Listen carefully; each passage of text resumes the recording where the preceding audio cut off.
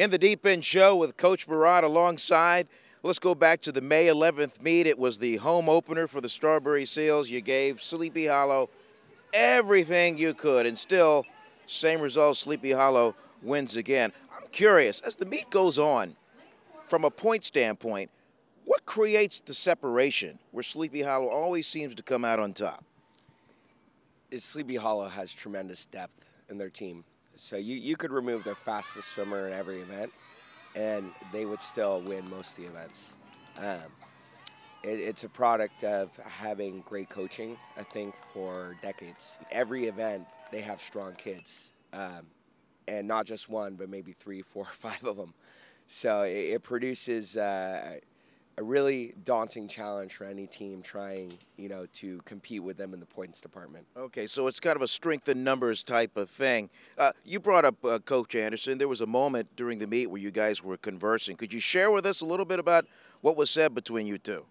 A lot of it was just coaching gossip, but, we were talking also about his program and what he does to produce such fast sprinters. So, I was asking him what his general practice routine is. Okay, all right. Well, in this sport, boy, you got to have short-term memory with a meet every weekend. So along comes Swimarin. What do you take from the May 11th meet to apply to Swimarin coming in here?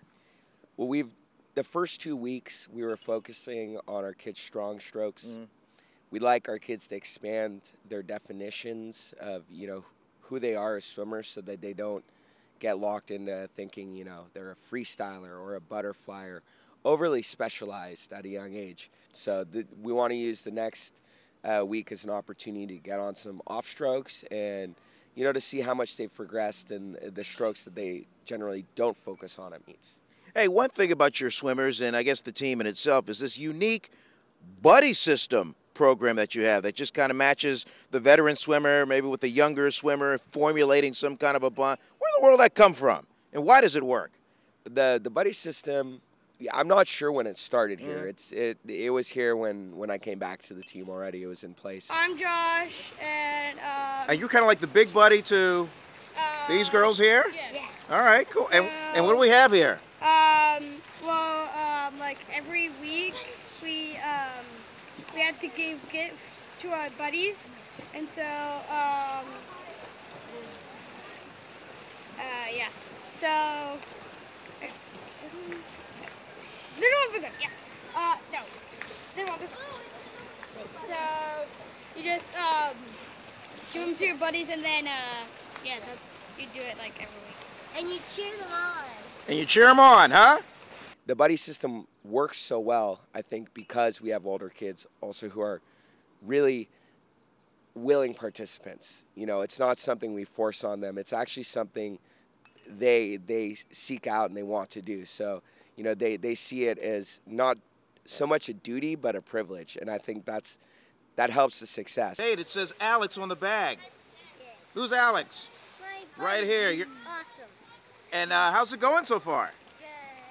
All right, what's the best thing about being buddies? Because I get to see my buddy every week.